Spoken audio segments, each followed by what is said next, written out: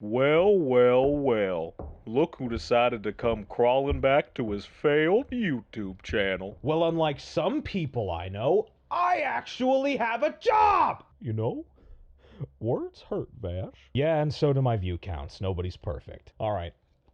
What's up, faggots?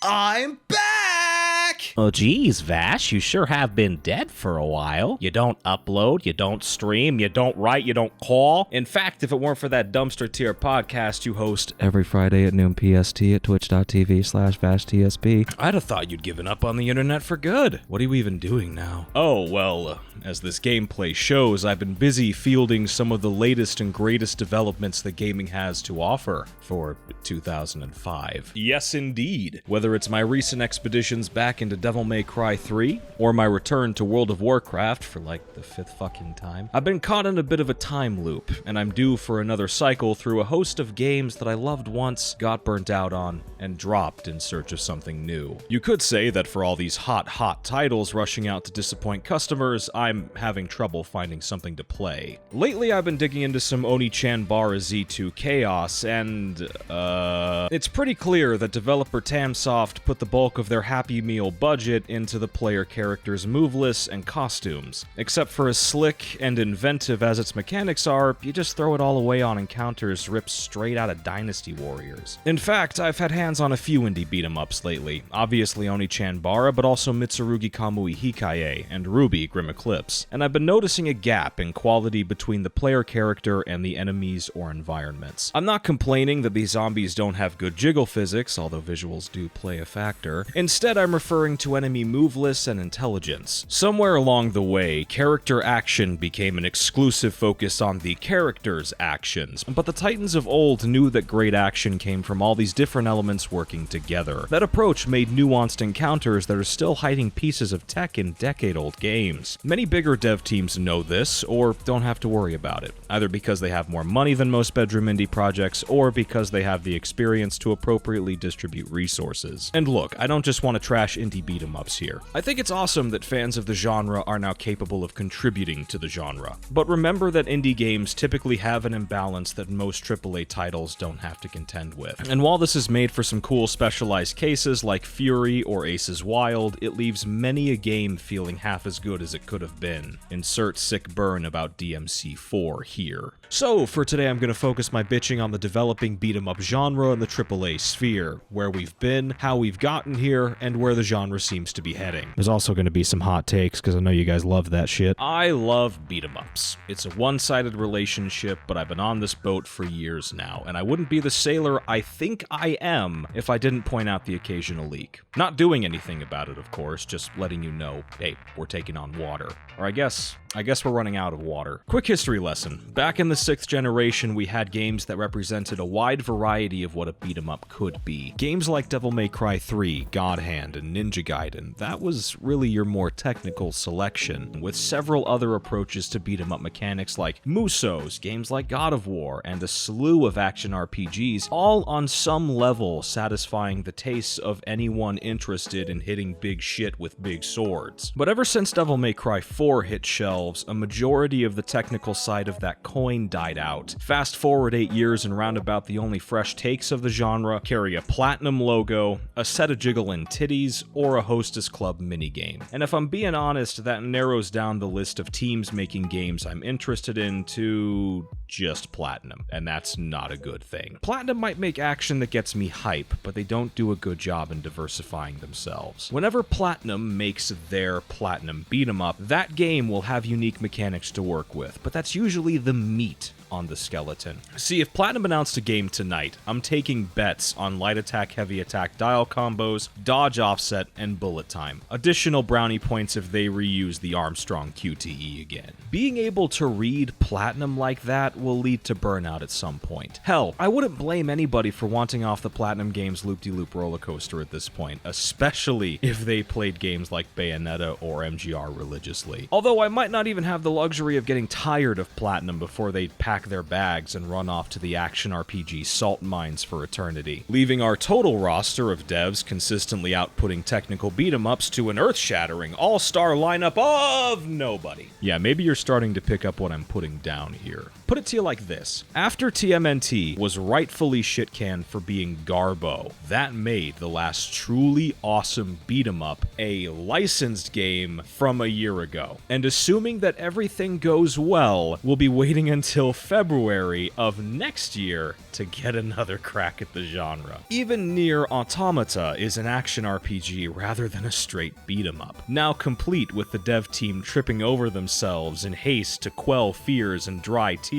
that the gameplay wouldn't dominate the story, like that was ever a legitimate worry with Yoko Taro at the helm, whilst also ensuring that even though Yoko Taro's released pretty much nothing but games with action in them up until this point, Square knows full well that you as fans of his have never played an action game before, and that you need to be coddled. Alright, I'm gonna lay off the gas for a second because I am genuinely confused about some of the statements made for Automata. When Saito says that Automata's got this 60-40 to 70-30 split for role-playing and action, I have no idea what this means. Does this refer to a 70-30 split between design philosophy, allocation of resources, a story-to-gameplay ratio, perhaps? Because at the moment, I got fucking nothing. It's just some vagary thrown around without context, trying to soothe the delicate RPG fans who specifically asked about what concessions were being made on part of the action for the sake of the role-playing. While I'm on the subject, I hate to break it to Squeenix, but it's a little too late to try and King Crimson the reveal trailer and subsequent gameplay showings of Automata. Even at this recent Tokyo Game Show, you're still showing me sick gameplay. Not a whole lot of this RPG stuff you keep banging on about. Unless there's some shady pre-release footage fuckery going on here, which I doubt due to the very nature of the gameplay we've seen thus far. Because of that, I'm confident I'll love Automata. Good job, Squeenix, you fell dick first into an action RPG with combat that doesn't blow. Boy, has it been a long time coming. But when a Square rep or Taro himself starts waxing apologetic that their action RPG dared to have action in it, that raises eyebrows because I'm still having issues marrying the gameplay I've seen with all these promises for Madeep spreadsheet simulator. And I'm left with even more questions as to their intentions with Automata. I guess it's all up to that fabled demo to give me the 411. But speaking of intentions, I've had mixed feelings about NieR's combat releases for a while. No, this doesn't relate to the autopilot mode, although I am following that situation closely. Personally, I've always been confused about the need to dumb down Platinum. Honestly, it says more about what the developers think of Yoko Taro fans than anything else. But then I remember the place that MGR filled in Platinum's roster. Similar to the Wonderful 101, Metal Gear Rising was a beat-em-up that, although not devoid of the tech that Platinum are known for, did come with a less knowledge-intensive package than what's found in Bayonetta's or Devastation's dial combo lists. But in spite of that, I can say that MGR is a unique take on the Platinum formula while still clearly being a Platinum game. Realistically, that's the space I'm expecting Automata to fill. But whatever my expectations may be, and believe me when I say this, words cannot describe how relieved I was to see the announcement of a PC port for NieR. Anymore, I'm so starved for content that I was staring down a purchase in excess of $400 just to play something new. Which isn't even that absurd, because games like NieR Automata are why I have this dusty-ass Wii U on my desk. I don't acknowledge it often enough, but Platinum already sold me one console, and they damn near sold me another one. But I've made up my mind. I'm buying a PlayStation 4 in a few weeks, but not for the reasons I was expecting. Instead of a Platinum exclusive sealing the deal, it's games like World of Final Fantasy, Gravity Rush 2, and Kingdom Hearts. Oh, but what about Neo, Vash? Shit, man, yeah, what about Neo? Neo's alpha looked like a killer app, what with its fast pace, its cancels, opportunistic juggling, and unique fusion of Onimusha, Ninja Gaiden, and Souls concepts. That beta, though? Fast pace? I can't let that shit through. Player might crack a smile. Larger skill potential? Oh, but what if that gets in the way of our numbers doing the work for you? We got stands now, dude. Buy our shit. See, this is the depression quest I'm on right now, because it looked like Team Ninja were just experimenting around with some mechanics and systems and came up with, whoops, all fun for the alpha. Then they saw how players like XLH Gladiator were styling around, learning the game, and being all expressive and shit, and chose to delete or diminish some of the things that let Neo have that potential. It's not a deal breaker on the level of Final Fantasy 15, but still the removal of the down stance key pulse dodge or the removal of ledge juggling are things that turn me off on principle. Speaking of wasted potential, GOW, God of War, was derobed for all of our viewing horror at E3. I can only assume the brainstorming session went a little like this. Santa Monica Studios were scoping out their competition and happened upon Metal Gear Rising one morning. As the staff meeting continued, Paul Marketing began excitedly slapping his hand on his chest while shouting, "That's it! That's the next God of War!" All around the conference room, programmers and animators' eyes began to glow. What is it, Paul? Is it the combat? Hell no! What are you, like Dick or something? Look!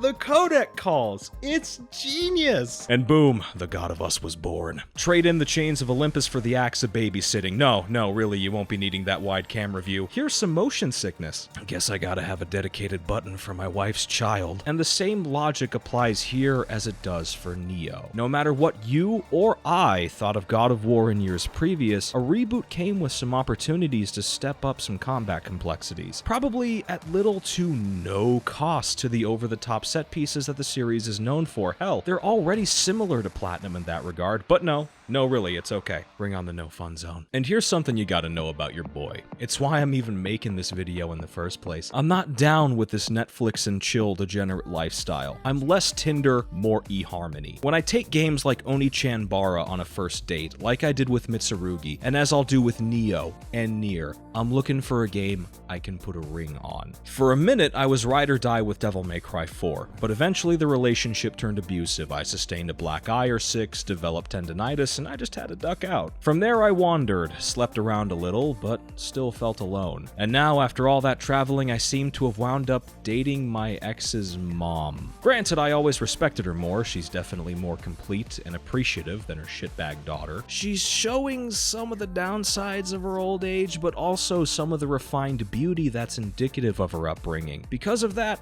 I think I'll stick with her for a minute, but even still, it's frustrating to have such a retrospective booty call list. See, that comment about Transformers Devastation being the last truly great beat-em-up released is a backhanded compliment aimed in two places. Transformers is now one of my favorite beat-em-ups ever released. I honestly do recommend it whenever I can. But still, the fact that we're a year later with no strong contender to match Devastation, it fucking leaves me devastated, dude. You see, Platinum's solitude in the genre isn't the problem. Rather, it's the empty market around Platinum that's the problem. That GDC conference I love so much outlined their approach to player-enemy interaction, a core design philosophy that, when you analyze the way they design their enemies and character move lists, is at the heart of nearly every decision they make. But obviously, other teams will see that interplay differently. Hell, you even see different approaches to that end goal from the various directors and teams within Platinum. But right now, in this AAA market, we're only getting one internal mindset driving the genre. It's not a bad mindset,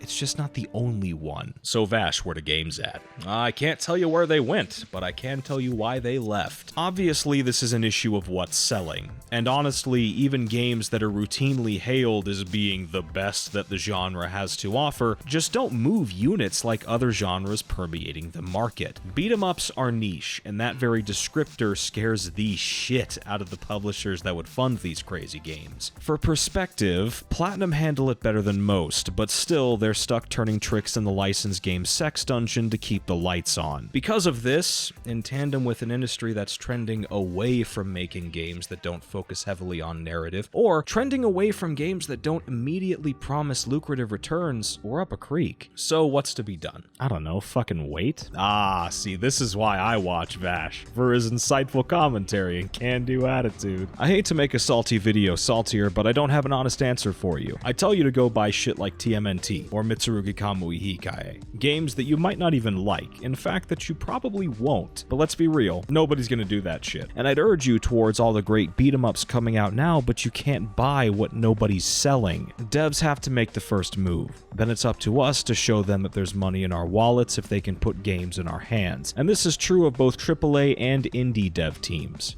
Let me leave you with this though. I have nothing against Neo or GOW or even NieR going in the respective directions that their developers have chosen. But that doesn't mean I'm happy about these decisions either. A lot of this just relates to the type of player I am and the types of games I play. I have no problem with RPG fans getting their fun out of Final Fantasy XV or NieR Automata, but at the same time I'm also left standing on the edge of the crater where depthful, player-driven combat systems once coexisted with these stories centric titles rather than compromising with them. And before any of you even think about jumping down my throat over my NieR comments, consider the following. Every time I so much as see screenshots for the game on Twitter, or catch the faintest whiff of 2B's bulge, or whatever, I am overwhelmed by the potential that I see in this game, and I start squeaking like a child. It's like I'm reliving the announcement of DMC4 SE every goddamn day. I just don't feel other upcoming games in the same way I'm feeling Automata. Hype, or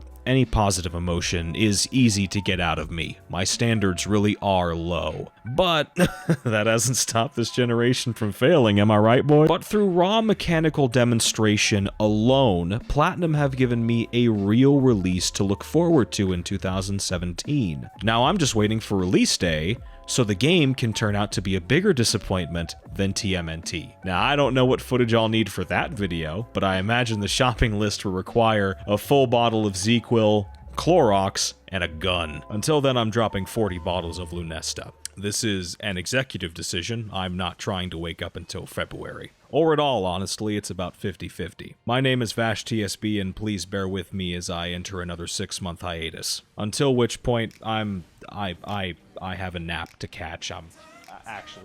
It's done. It's over. All right, I did it. It's over. You fucks wake me up when they announce the game, not before.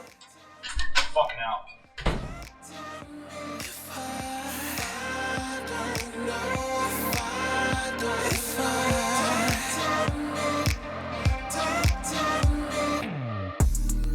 What if I told you here and there I got a chick on the side? And what if you told me you do the same thing? I think I would die. Does that make it worse? Cause I did it first, you still did your dirt. If you meant to flirt, then why you even leaving wearing that skirt?